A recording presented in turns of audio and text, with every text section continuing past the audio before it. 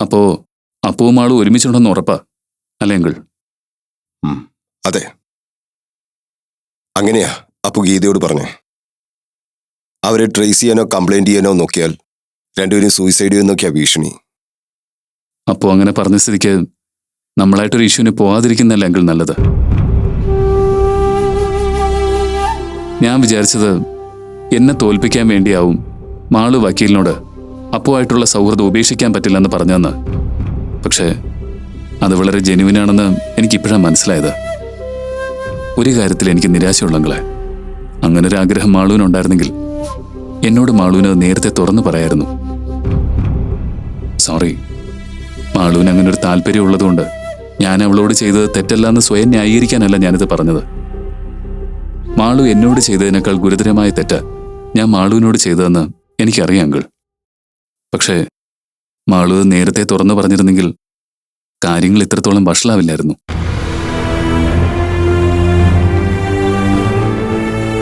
എന്താ അങ്കിളൊന്നും മിണ്ടാത്തത്? ഞാൻ എന്ത് മിണ്ടാനാ ജോബിൻ? ഇത്രയൊക്കെ ആയിട്ടും ജോബിൻ ഞങ്ങളോട് സഹകരിക്കുന്നുണ്ടല്ലോ. അതിനെങ്ങനെ നന്ദി പറയേണ്ടതെന്ന് എനിക്കറിയില്ല.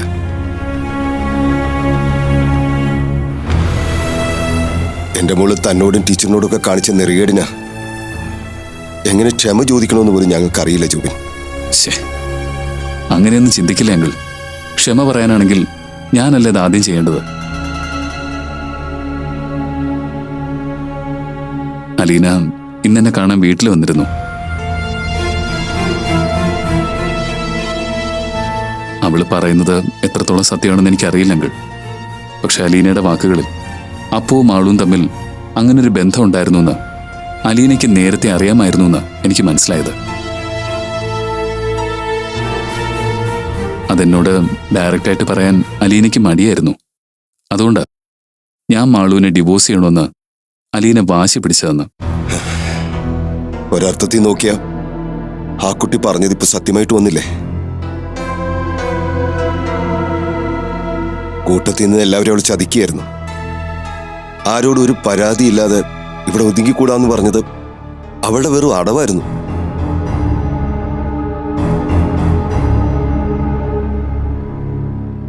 എന്റെ മോൾ ഇത്രയും സൂത്രശാലിയാണെന്ന് അറിഞ്ഞത് ഇപ്പോഴാ ജോബിൻ.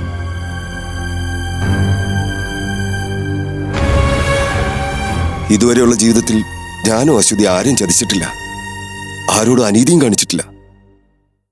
പക്ഷെ ഞങ്ങളുടെ രക്തത്തിൽ പിറന്ന ഞങ്ങളുടെ മോള് ചതിയിലും വഞ്ചനയിലും തന്നെ വെല്ലാൻ ആരുമില്ലെന്ന് തെളിയിച്ചു കഴിഞ്ഞിരിക്കുന്നു.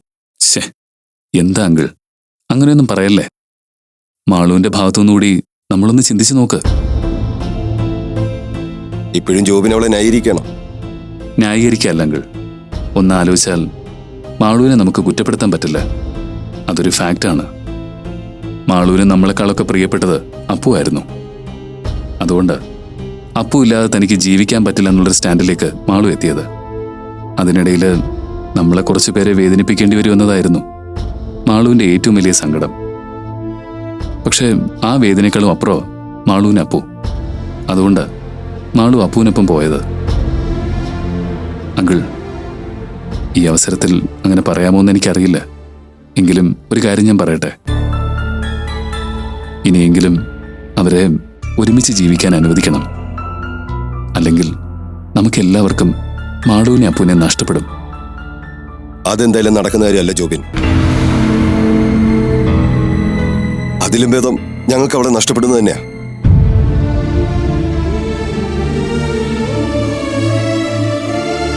ജോബിൻ, തന്നെയോ ടീച്ചറെ ഞങ്ങൾ ഒരിക്കലും കുറ്റം പറയില്ല. ഒരു കണക്കിന് നിങ്ങളുടെ ജീവിതം രക്ഷപ്പെട്ടൊന്ന് കൂട്ടിയാൽ മതി. പക്ഷെ ഞങ്ങളെയൊക്കെ മണ്ടന്മാരാക്കി രണ്ടുപേർക്ക് സന്തോഷത്തോടെ കഴിയാമെന്ന് എന്റെ മോൾ ആഗ്രഹിക്കുന്നുണ്ടെങ്കിൽ അത് വെറുതെയാ. അങ്കിൾ പ്ലീസ്, ഇപ്പോൾ അതേക്കുറിച്ചൊന്നും ചിന്തിക്കണ്ട. അവരെവിടെയാണെങ്കിലും സുരക്ഷിതരാണല്ലോ എന്ന് ആശ്വസിക്കുക. എന്നാ ഞാൻ ഇറങ്ങട്ടെ. ജോബിൻ, ഒരിക്കൽ കൂടി എല്ലാത്തിനും മാപ്പ് മോനെ. എന്താ അങ്കിൾ ഈ പറയുന്നേ?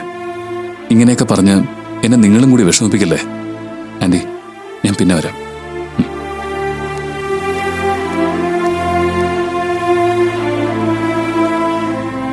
അയാൾക്കിപ്പോഴും നമ്മളിങ്ങനെ ആശ്വസിപ്പിക്കാൻ തോന്നുന്നുണ്ടല്ലോ, അത് തന്നെ വലിയ കാര്യം.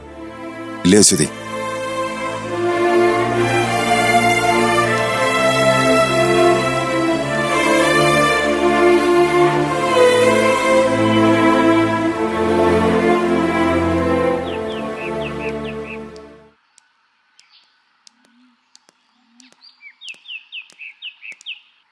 Good morning Appu. Morning doctor. എവിടെയാ തന്റെ ഫ്രണ്ട്? അവള് അതെ അവിടെ. എന്തെങ്കിലുമൊക്കെ സംസാരിച്ചു നിങ്ങൾ തമ്മില്? Yes doctor. അവള് പഴയതുപോലെ സംസാരിച്ചു തുടങ്ങിയില്ലെങ്കിലും ഇവിടെ വന്നതിൽ പിന്നെ നല്ല മാറ്റമുണ്ട്. അധികം സ്ട്രെസ് ഇല്ലാതെ മാളുവിന് പറയാനുള്ള കാര്യങ്ങൾ ഇങ്ങോട്ട് പറയട്ടെ. ആദ്യ പകുതിയിൽ നമുക്ക് നല്ല കേൾവിക്കാരുടെ റോളേ ഉള്ളൂ.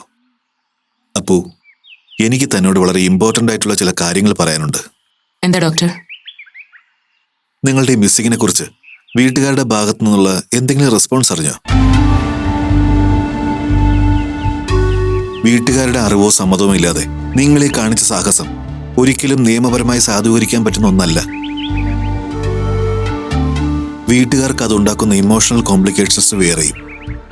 ഒരു ഡോക്ടർ എന്ന നിലയിൽ ഞാൻ ഒരിക്കലും പിന്തുണ നൽകുകയോ ന്യായീകരിക്കുകയോ ചെയ്യാൻ പാടില്ലാത്ത കാര്യമാണ്. അറിയാം ഡോക്ടർ. എന്നാലും ഞങ്ങളുടെ ഇപ്പോഴത്തെ കണ്ടീഷൻ. നോനോ, സാഹചര്യം വെച്ച് സാധൂരിക്കാൻ പറ്റുന്ന ഒന്നല്ല നിങ്ങൾ ഈ ചെയ്ത തെറ്റിന്റെ ആഴം. തന്റെയോ മാളുവിന്റെ വീട്ടുകാര് ഒരു പോലീസ് ആക്ഷന് പോയാൽ അത് എത്ര പേരുടെ ലൈഫിനെ ബാധിക്കുമെന്ന് അറിയോ? ആസ് എ ഡോക്ടർ അതെന്റെ പ്രൊഫഷനെ പോലും വല്ലാതെ ബാധിക്കുന്ന ഒന്നാ. അറിയാം ഡോക്ടർ. പക്ഷെ ഞാൻ പറഞ്ഞല്ലോ, എന്റെ മുമ്പില് ഇതല്ലാതെ മറ്റൊരു മാർഗം ഉണ്ടായിരുന്നില്ല. ഞങ്ങളെ മനസ്സിലാക്കാത്ത പേരൻസിനോട് ഇതിനപ്പുറം ഞങ്ങൾക്കൊന്നും ചെയ്യാനും ഉണ്ടായിരുന്നില്ല. Yes, I know. ഇത്രയധികം കോംപ്ലിക്കേഷൻസ് ഉണ്ടായിട്ടും ഞാൻ നിങ്ങളെ സഹായിക്കാമെന്ന് വെച്ചത് അപ്പുവിനെ പേഴ്സണലായി പരിചയമുള്ളത് കൊണ്ട് മാത്രമല്ല. അറിയാലോ, എനിക്ക് അത്രയും വേണ്ടപ്പെട്ട ഒരാൾ ഇതിലിടപെട്ടത് കൊണ്ടാ. അതെനിക്കറിയാം സർ. പറഞ്ഞു വന്നത് എന്താണെന്ന് വെച്ചാ, ഇവിടെ നിങ്ങൾ കണ്ടിന്യൂ ചെയ്യുന്നിടത്തോളം കാലം എന്റെ സമ്മതമില്ലാതെ വേറെ എങ്ങോട്ടും പോവാനോ വേറെ എന്തെങ്കിലും പരിപാടി പ്ലാൻ ചെയ്യാനോ പാടില്ല. പിന്നെ മാളുവിന്റെ കേസ് ഞാൻ പറഞ്ഞല്ലോ, ആ കുട്ടിയുടെ മെന്റൽ ഹെൽത്ത് വളരെ കോംപ്ലിക്കേറ്റഡ് ആയിട്ടുള്ള ഒരു അവസ്ഥയിലാണിപ്പോൾ. അത് റിക്കവർ ചെയ്യാൻ എത്ര സമയം എടുക്കുമെന്നൊന്നും ഇപ്പോൾ പറയാൻ കഴിയില്ല. ചിലപ്പോൾ അവൾ വേഗം പഴയ അവസ്ഥയിൽ തിരിച്ചു വരും, ചിലപ്പോൾ സമയം എടുത്തെന്നും വരും. ഞാൻ പറഞ്ഞു വന്നത്, അഥവാ ഏതെങ്കിലും ഒരു സാഹചര്യത്തിൽ നിങ്ങൾക്ക് ഇവിടെ ഒന്ന് പോകണമെന്ന് തോന്നുകയാണെങ്കിൽ അതെവിടെ എങ്ങോട്ടെന്നൊക്കെ കൃത്യമായി എന്നെ അറിയിച്ചിട്ട് മാത്രമേ ഡിസിഷൻ എടുക്കാവൂ.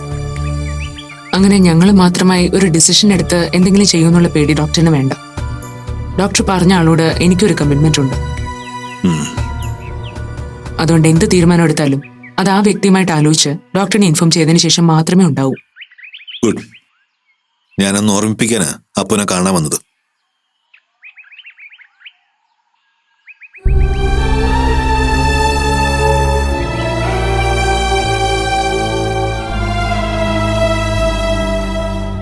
ഡോക്ടർ മാളുവിനെ കാണുന്നില്ലേ? നോ, ഇപ്പൊ അതിന്റെ ആവശ്യമില്ല. ആ കുട്ടി നന്നായിട്ടൊന്ന് റിലാക്സ് ചെയ്യട്ടെ. വെറുതെ ചോദ്യങ്ങളും പറച്ചിലുമായി ഇപ്പൊ അതിന്റെ സമാധാനം കളയണ്ട. തനിച്ച് നിൽക്കാൻ പറ്റുന്ന അത്രയും സമയം തനിച്ച് നിൽക്കട്ടെ. ഉറങ്ങാൻ തോന്നുന്നെങ്കിൽ ഉറങ്ങട്ടെ. അങ്ങനെ മാളുവിന്റെ ഇഷ്ടത്തിന് എല്ലാം അങ്ങ് വിട്ടുകൊടുക്കുക. ഓക്കെ? ശരി ഡോക്ടർ. ശരി. ബ്രേക്ക്ഫാസ്റ്റിന് ഞങ്ങളോടൊപ്പം കൂടുന്നോ? ഇല്ലില്ല, ഞാൻ ഇറങ്ങുക. You carry on. ശരി.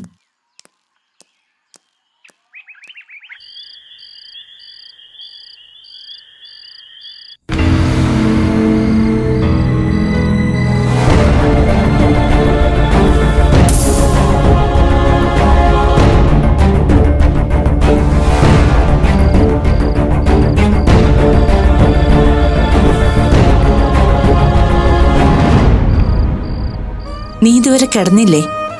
ഇല്ല. അല്ല, മമ്മി എന്താ ഉറങ്ങാത്ത? കിടന്നിട്ട് ഉറക്കം വന്നില്ല. നിന്റെ മുറിയിൽ വെളിച്ചം കണ്ടു. അപ്പോ നീ കിടന്നിട്ടുണ്ടാവില്ലെന്ന് മനസ്സിലായി. അതാ വന്നത്. പോട്ട് ജോബിൻ, അമ്മച്ചി പറയുന്നത് പോലെ എല്ലാം മനസ്സിൽ നിന്ന് മായ്ച്ചു കള. ഞാനും ഇപ്പോ അതിനുള്ളൊരു ശ്രമത്തില. ഞാനും ശ്രമിക്കാഞ്ഞിട്ടല്ല മമ്മി, പക്ഷേ കഴിയുന്നില്ല. ജോലി കിട്ടി ഈ നാട്ടിലേക്ക് വന്നിടം മുതലുള്ള കാര്യങ്ങൾ ആലോചിക്കായിരുന്നു ഞാൻ. ആദ്യ നോട്ടത്തിൽ തന്നെ കൗതുകം തോന്നിയ രണ്ട് പെൺകുട്ടികൾ, അവരുടെ സൗഹൃദം, അടുപ്പം. അപ്പോഴൊക്കെ അപ്പൂനെയും മാളൂനെയും കുറിച്ച് മമ്മി പറഞ്ഞ കാര്യങ്ങളായിരുന്നു എൻ്റെ മനസ്സിൽ. പിന്നെ മാളുമായിട്ടുള്ള റിലേഷൻ, വിവാഹം, അങ്ങനെ പലതും മനസ്സിലേക്ക് ഒഴുകി വരിക. മക്കളെ പോലെയായിരുന്നു എനിക്ക് രണ്ടുപേരും. അപ്പുവിന്റെ സ്ട്രഗിൾ പീരീഡിലൊക്കെ എത്രമാത്രം സഹായം ചെയ്തു കൊടുത്തതാ നമ്മള്. അതിനൊന്നും പ്രത്യുപകാരം ചെയ്തില്ലല്ലോ എന്ന സങ്കടമൊന്നും ഇല്ല ജോബിൻ. പക്ഷേ നമ്മളോട് അപ്പു ഇങ്ങനെ കാണിക്കാൻ പാടില്ലായിരുന്നു ഒരിക്കലും. അപ്പോൾ മാത്രമല്ലല്ലോ മമ്മി, മാളുവും അതേ നാണയത്തിന്റെ മറുപുറം തന്നെയല്ലേ. എപ്പോഴെങ്കിലും അങ്ങനെ ഒരു ആഗ്രഹം അവരുടെ മനസ്സിലുണ്ടായിരുന്നെങ്കിൽ വിവാഹത്തിന് മുമ്പ് മാളുവിന് എന്നോടത് തുറന്നു പറയാമായിരുന്നല്ലോ. അത് മാത്രമല്ല മമ്മി, ഇപ്പോൾ ഓരോന്ന് ആലോചിക്കുന്നതിന്റെ കൂട്ടത്തിൽ ഞാൻ ചില സംഭവങ്ങൾ ഓർത്തു പോവുക. എൻ്റെ മാളുവിൻ്റെ വിവാഹത്തിന് മുമ്പ് അപ്പുവിനെ നമ്മളിവിടെ അക്കോമഡേറ്റ് ചെയ്തതിനെ പറ്റി മുരളിയങ്കിൾ അഭിപ്രായ വ്യത്യാസം കാണിച്ചത് മമ്മിക്ക് ഓർമ്മയുണ്ടോ? അന്ന് മുരളിയങ്ങളിനോടൊപ്പം തന്നെ മാളു ശക്തിയുക്തം അതിനെ എതിർത്തിരുന്നു. അതും പോരാഞ്ഞ് വിവാഹം കഴിഞ്ഞ ശേഷം അപ്പു എന്നോട് കൂടുതൽ സ്വാതന്ത്ര്യം എടുക്കുന്നതിൽ മാളു വല്ലാതെ അസ്വസ്ഥയായിരുന്നു. ഒരുതരം പൊസസീവ്നെസ് തന്നെയായിരുന്നു അത്. അന്ന് അപ്പുവും മാളുവും തമ്മിൽ ഇങ്ങനൊരു റിലേഷൻ ഉണ്ടായിരുന്നെങ്കിൽ പിന്നെ എന്തിനായിരുന്നു ഇങ്ങനെയുള്ള പ്രഹസനങ്ങളൊക്കെ? അതൊക്കെ വെറും പ്രഹസനങ്ങളായിട്ട് എനിക്കിപ്പോഴും തോന്നുന്നില്ല ജോബിൻ. അതിന് വ്യക്തമായ കാരണമുണ്ട്. താനൊരു അമ്മയാകാൻ പോകുന്നു എന്നറിഞ്ഞപ്പോ മാളുവിന്റെ സന്തോഷം ഞാൻ കണ്ടതാ. അതുമല്ല, അവൾക്ക് ആ കുഞ്ഞിനെ നഷ്ടപ്പെട്ടപ്പോ അവൾ എത്രമാത്രം സങ്കടപ്പെട്ടു എന്നും എനിക്കറിയാം. സ്വന്തം മനോനില തകരുന്ന ഒരവസ്ഥയിൽ എത്തിയതല്ലേ അവള്. നീ പറയുന്നത് പോലെ അപ്പുവിനോടാണ് അവൾക്ക് കമ്മിറ്റ്മെന്റ് എങ്കിൽ അങ്ങനെ ആനന്ദിക്കാനും പിന്നീട് അത് നഷ്ടപ്പെട്ടു എന്നറിയുമ്പോ സങ്കടപ്പെടാനും ഒക്കെ അവൾക്ക് എങ്ങനെ കഴിഞ്ഞു? അതുകൊണ്ടാ ഇതിൽ എന്തൊക്കെയോ ദുരൂഹത ഉള്ളതായി എനിക്കിപ്പോഴും തോന്നുന്നത്. പിന്നെ ആകെയുള്ളൊരു സാധ്യത, നിനക്ക് വേറെ റിലേഷൻ ഉണ്ടെന്ന് അറിഞ്ഞപ്പോ മാളു മാനസികമായി തകർന്നിട്ടുണ്ടാവും. അവിടെ അവളെ മനസ്സിലാക്കുന്ന ഒരു പുരുഷന്റെ സ്ഥാനത്ത് നിന്ന് ആശ്വസിപ്പിച്ചത് അപ്പുവാ. ഒരുപക്ഷെ അവരുടെ റിലേഷൻ അങ്ങനൊരു ഇമോഷന്റെ പുറത്ത് തുടങ്ങിയതാണെങ്കിലോ? അങ്ങനെയും ഒരു സാധ്യതയില്ലേ ജോബിൻ? അങ്ങനെയാണ് കാര്യങ്ങളുടെ പോക്കെങ്കിൽ അപ്പുവും മാളുവും ഇങ്ങനൊരു റിലേഷനിൽ എത്തിച്ചേരാൻ കാരണക്കാരൻ എന്റെ മോൻ തന്നെയാ. ഞാൻ നിന്നെ കുറ്റപ്പെടുത്തുകയല്ല ജോബിൻ, ഒരു സാധ്യത. അതിനെക്കുറിച്ചൊരു സൂചന തന്നേ ഉള്ളൂ.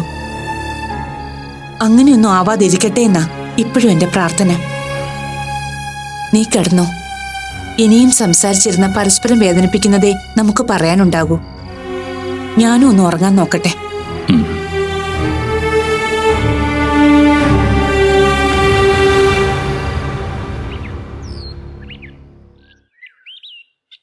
അങ്ങനെയാണ് മാളു ഡോക്ടർ ജോബിനെ പരിചയപ്പെടുന്നത് അല്ലേ? പിന്നെ ആ സൗഹൃദം പ്രണയമായി വളർന്നത് എപ്പോഴായിരുന്നു? അല്ലെങ്കിൽ വേണ്ട, എന്തായിരുന്നു മാളു ജോബിനിൽ കണ്ട ഏറ്റവും വലിയ പോസിറ്റിവിറ്റി? അയാളുടെ സോഷ്യൽ സ്റ്റാറ്റസ് ആണോ, ബിഹേവിയർ ആണോ? ആ ബിഹേവിയറിൽ തന്നെ ഏറ്റവും ഇംപ്ലസ്ഡ് ആയിട്ടുള്ള എന്തെങ്കിലും ആണോ? അതൊക്കെയാണ് ഞാൻ ഉദ്ദേശിച്ചത്. ആള് വളരെ സിൻസിയർ ആണെന്ന് തോന്നി ഏത് കാര്യത്തിലും. ഗുഡ്. അപ്പോ ജോബിന്റെ ആത്മാർത്ഥതയാണ് മാളുവിനെ ഏറ്റവും കൂടുതൽ ആകർഷിച്ചത് അല്ലേ? യെസ്. ഓക്കെ, ഇനി ഞാനൊരു കാര്യം ചോദിക്കട്ടെ. മാളുവിന്റെ വിവാഹ ജീവിതത്തിൽ, ഐ മീൻ ജോബിനുമായിട്ടുള്ള പേഴ്സണൽ ലൈഫിൽ മാളുവിന് എപ്പോഴും ഓർത്തിരിക്കാൻ ഇഷ്ടമുള്ള 3 സന്ദർഭങ്ങൾ പറയൂ. ഇതൊരു സീരിയസ് ക്വസ്റ്റ്യൻ എടുക്കണ്ട, ജസ്റ്റ് ഫോർ എ ഫൺ. നമ്മൾ ഈ റിയാലിറ്റി ഷോയിലൊക്കെ ചോദിക്കുന്നത് കാണാറല്ലേ? അത്രയും സീരിയസ് ആയിട്ട് എടുത്താൽ മതി. ഓർത്തിരിക്കാൻ ഏറ്റവും ഇഷ്ടമുള്ള 3 ഇൻസിഡന്റ് പറയൂ. അങ്ങനെ പ്രത്യേകിച്ച് ഇൻസിഡൻസ് ഒന്നുമില്ല. എന്നാലും ഡോക്ടറൊത്തുള്ള മലേഷ്യൻ ട്രിപ്പ് ഞാൻ എൻജോയ് ചെയ്തിരുന്നു.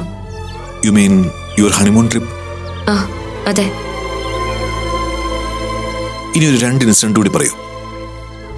പിന്നെ ഡോക്ടറൊത്തുള്ള നൈറ്റ് ഡ്രൈവ്, ഷോപ്പിംഗ്. ഓക്കെ, മതി മതി. അപ്പൊ ചുരുക്കി പറഞ്ഞ ജോബിൻ മാളുവിന്റെ കൂടെയുള്ള ഒട്ടുമിക്ക സമയങ്ങളിലും മാളു എൻജോയ് ചെയ്തിരുന്നു. ഇനി എന്റെ 2ാമത്തെ ചോദ്യം, ജോബിനുമൊത്തുള്ള നിമിഷങ്ങളിൽ ഓർക്കാൻ ഇഷ്ടപ്പെടാത്ത, അല്ലെങ്കിൽ അങ്ങനെ സംഭവിക്കാൻ പാടില്ലായിരുന്നു എന്ന് വിചാരിക്കുന്ന ഏതെങ്കിലും ഇൻസിഡന്റ് പറയാമോ? എന്താ മാളു, അങ്ങനെയുള്ള ഇൻസിഡൻസ് നിങ്ങളുടെ ജീവിതത്തിൽ ഇല്ലായിരുന്നു എന്നാണോ? അങ്ങനെയല്ല ഡോക്ടർ. എപ്പോഴൊക്കെ ഞാൻ ഡോക്ടറുടെ കമ്പനിയിൽ സന്തോഷിച്ചിരുന്നു, അതോടൊപ്പം തന്നെ എന്റെ മനസ്സിനെ അലട്ടുന്ന സംഭവങ്ങൾ ഉണ്ടായിട്ടുണ്ട്. Can you explain? ഡോക്ടർക്കൊപ്പമുള്ള ഹണിമൂൺ ട്രിപ്പ് ഞാൻ എൻജോയ് ചെയ്തിരുന്നു എന്ന് പറഞ്ഞല്ലോ. പക്ഷെ അതിനിടയിൽ തന്നെ നാട്ടിൽ നിന്നുള്ള ചില കോൾസ് എന്റെ മനസ്സിന്റെ സ്വസ്ഥത കെടുത്തിയിരുന്നു. അതെന്തായിരുന്നു? അത് എന്റെ കോളേജിൽ സീനിയറായി പഠിച്ചിരുന്ന ഒരാളുടെ കോളായിരുന്നു. You mean your ex boyfriend? അങ്ങനെ ബോയ് ഫ്രണ്ട് എന്നൊന്നും പറയാൻ പറ്റില്ല. അയാൾക്ക് എന്നോടൊരു ക്രഷ് ഉണ്ടായിരുന്നു. വീട്ടുകാരായിട്ട് ആലോചിച്ച് അതൊരു എൻഗേജ്മെന്റ് വരെ ആയതാ. പിന്നീട് അയാളൊരു ഫ്രോഡാണെന്ന് മനസ്സിലായത്. അത് വെച്ച് അയാൾ എന്നെ ബ്ലാക്ക് മെയിൽ ചെയ്യുകയൊക്കെ ചെയ്തു. ഓക്കെ ഓക്കെ, എനിക്ക് മനസ്സിലായി. അയാൾ പിന്നീടും മാളുവിനെ ശല്യപ്പെടുത്തിയിരുന്നു അല്ലേ? അതെ. ആ സമയത്ത് ഡോക്ടർ എന്നെ അവിശ്വസിക്കുന്നതായിട്ട് എനിക്ക് തോന്നി. അതെനിക്ക് വല്ലാത്ത ഷോക്കുണ്ടാക്കി. ഇനി ഏതെങ്കിലും ഇൻസിഡന്റ് കൂടി അങ്ങനെ പോയിന്റ് ഔട്ട് ചെയ്യാൻ പറ്റുമോ? ഓർക്കാൻ ഇഷ്ടമില്ലാത്ത കാര്യങ്ങൾ എന്ന് പറയുമ്പോൾ ഞാൻ കൺസീവ്ഡ് ആയിരുന്നു. പക്ഷെ ചില പ്രത്യേക സാഹചര്യങ്ങൾ കൊണ്ട് ആ കുട്ടി എനിക്ക് നഷ്ടപ്പെട്ടു. ആ ഇൻസിഡന്റ് മുതലാ എന്റെ ജീവിതം താളം തെറ്റാൻ തുടങ്ങിയത്. ഓക്കെ ഓക്കെ, മാളുവല്ലാതെ ഇമോഷണലി ഡിസ്റ്റർബ്ഡ് ആയെന്ന് എനിക്ക് മനസ്സിലായി. ഇനി നമുക്ക് പിന്നീട് സംസാരിക്കാം. റിലാക്സ്. അപ്പോൾ തൽക്കാലത്തേക്ക് ഞാൻ എൻ്റെ ചോദ്യം ഒഴിവാക്കുന്നു. മാളുവിനെ അതേപ്പറ്റി ആലോചിക്കണ്ട. എപ്പോഴെങ്കിലും അതേപ്പറ്റി തുറന്നു പറയാൻ മനസ്സ് വില്ലിങ്ങാവുന്നൊരു സമയത്ത് മാത്രം മാളു അതേപ്പറ്റി പറഞ്ഞാൽ മതി. Okay, take rest.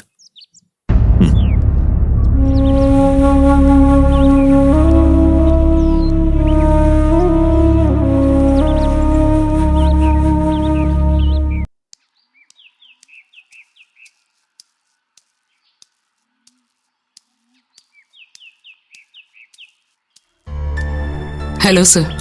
അപ്പോ വിസിറ്റർ ഉണ്ടെന്ന് സ്റ്റാഫ് എന്ന് പറഞ്ഞപ്പോൾ ഞാൻ ആദ്യം ഒന്ന് പേടിച്ചു. സാറിനെ കണ്ടപ്പോഴൊരു സമാധാനമായത്. അവിടുത്തെ ബഹളൊക്കെ ഒന്ന് ഒതുങ്ങിയിട്ട് ഇങ്ങോട്ട് ഇറങ്ങാമെന്ന് കരുതി. അതാ ഇന്നലെ വരാഞ്ഞ്. അവിടെ മൊത്തത്തിൽ പ്രശ്നമാണല്ലേ സർ? ഏയ്, അങ്ങനെ പറയാറായിട്ടില്ല. ഏതായാലും അപ്പുവിന്റെ ആ ഫോൺ കോൾ ത്രട്ടനിങ് നന്നായി ഏറ്റിട്ടുണ്ടെന്നാണ് തോന്നുന്നത്. പിന്നീട് പോലീസ് കേസിന്റെ കാര്യങ്ങളൊന്നും രണ്ട് വീട്ടുകാരുടെ ഭാഗത്തുനിന്നും ഉണ്ടായിട്ടില്ല. അത് തന്നെ ഒരു ആശ്വാസം. പിന്നെ പണിക്കർ സാർ എന്നെ കാണാമെന്ന കാര്യം ഞാൻ പറഞ്ഞല്ലോ. സാർ ഇതിൽ ഇൻവോൾവ് ആയിട്ടുണ്ടെന്ന് വി പിക്ക് വല്ല ഡൗട്ടും തോന്നിയിട്ടുണ്ടാവും. ഞാനും അപ്പവും തമ്മിലുള്ള പരിചയം വെച്ചിട്ട് അങ്ങനെ ഒരു സംശയം തോന്നാൻ ന്യായമായും വഴിയുണ്ട്. പക്ഷേ ഞാനിത് വേണ്ട വിധം കൈകാര്യം ചെയ്തിട്ടുണ്ട്. അതുകൊണ്ട് ഇപ്പൊ ഞാൻ ഈ കേസിൽ ഇൻവോൾവ് ആണെന്ന് തൻ്റെ വീട്ടുകാർക്കോ മാളുവിൻ്റെ വീട്ടുകാർക്കോ അറിയില്ല. പക്ഷേ ഇപ്പോൾ നിലവിലുള്ള കാതലായ പ്രശ്നം അതല്ല. അപ്പോൾ അതിനി ഭാവിയിൽ എത്രത്തോളം പ്രശ്നമാവും എന്നുള്ള കാര്യത്തിലാണ് എൻ്റെ സംശയവും. എന്താ സർ? അത് ഞാൻ നേരത്തെ അപ്പുവിനോട് സൂചിപ്പിച്ച തന്നെ. നിങ്ങൾ രണ്ടുപേരും ലിവിങ് ടുഗദറിന് വേണ്ടിയാണ് വീട് വിട്ടിറങ്ങിയെന്ന് എല്ലാവരും വിശ്വസിക്കുന്നു, ഇൻക്ലൂഡിങ് ജോബിനും അയാളുടെ മമ്മയും ഉൾപ്പെടെ. മാളുവിന്റെ ട്രീറ്റ്മെന്റ് പൂർത്തിയായാലും തിരിച്ച് നിങ്ങൾ രണ്ടുപേരെയും എല്ലാവരെയും വിശ്വാസത്തിൽ എടുപ്പിക്കേണ്ട കാര്യവും ഒരു ടാസ്ക് തന്നെയാവും. ജോബിൻ ഡോക്ടറെയും ടി സിന്റെയും കൺവിൻസ് ചെയ്യാൻ കഴിഞ്ഞാൽ ഞങ്ങൾ രണ്ട് വീട്ടുകാരെയും സാവധാനം കാര്യങ്ങൾ പറഞ്ഞ് മനസ്സിലാക്കാവുന്നതേ ഉള്ളൂ. അതെ, എൻ്റെ ഒരു പ്രതീക്ഷ അത് തന്നെയാണ്. പ്രത്യേകിച്ചും ഡെയ്സി മാഡത്തെ പോലെ ഒരാൾ നമ്മുടെ കൂടെ ഉണ്ടെങ്കിൽ കാര്യങ്ങൾ കുറച്ചുകൂടി ഈസിയായി മാനേജ് ചെയ്യാൻ കഴിയും.